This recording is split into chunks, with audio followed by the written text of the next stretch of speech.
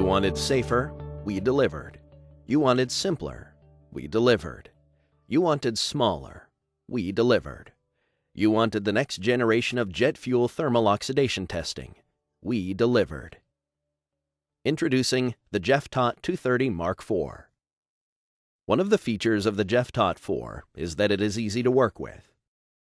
In this video, we'll show you how to set up and run a sample. After you press the power button, the first screen you'll see is the home screen. If you look at the top of the screen, you'll see the status bar. You'll be able to see the status bar on every page. It shows the current status of important information like the instrument state, alarm indicator, username, method name, activated external connections such as Ethernet or USB, user access including normal or service, and the system date and time. If you're familiar with previous generation JFTOTs, you'll recognize plenty of similarities, and what isn't similar is designed to be intuitive and easy to understand. To get started, you'll filter the jet fuel directly into the sample container. This process hasn't changed from the JFTOT III. Make sure you perform this step in a laboratory hood. While the fuel is being filtered, select Run from the home page for the test setup instruction screen. This lists all the steps to assemble and install the test components to the JFTOT. You'll also see button commands on this page that allow you to manually flush the system or to start the automated breakpoint program. Assemble the pre-filter. To do this, place the O-ring on the bottom cover, then place a white filter over the screen and the housing after quickly checking both sides of the filter to verify no blue separator is attached, and close the assembly.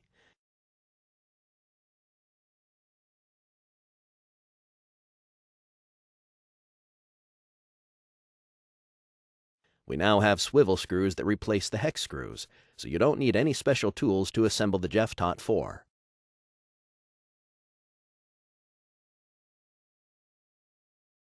The test section hasn't changed in the JFTOT IV. It uses the same heater tube as previous generation JFTOT instruments. You can easily recognize the heater tube components: heater tube, test section, O-rings, ferrules, test filter. For this example, we'll use an intelligent heater tube, but the JFTOT IV is also compatible with the original Alcor heater tubes, just like the previous generation JFTOT. Assembling the heater tube is easy.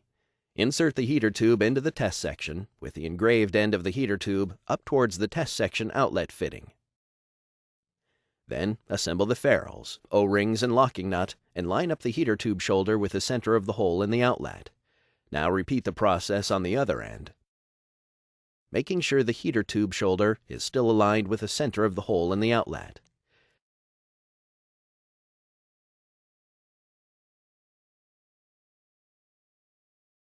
Insert the test filter into the outlet fitting with the red-colored side out, followed by an O-ring, and then the outlet line. Tighten the outlet line to the test section so the opposite ends of the lines are vertically aligned.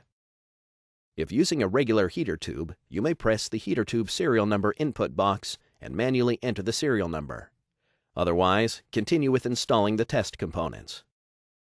Do a quick inspection of the test section assembly, and after you confirm that it's correct, install it in the bus bars.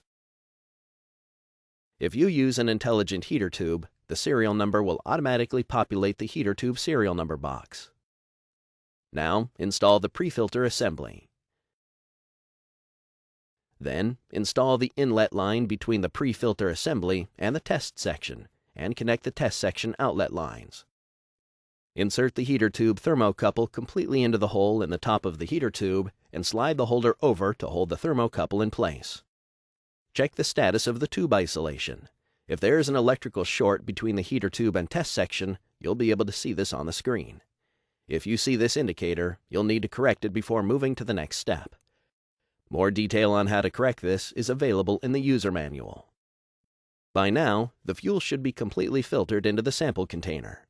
Attach the sample head to the sample container by lightly screwing the two together. The graduations will always align to the front. Then, insert the sample and waste containers and heads into the respective slots in the unit. The heads are indicated to prevent incorrect installation.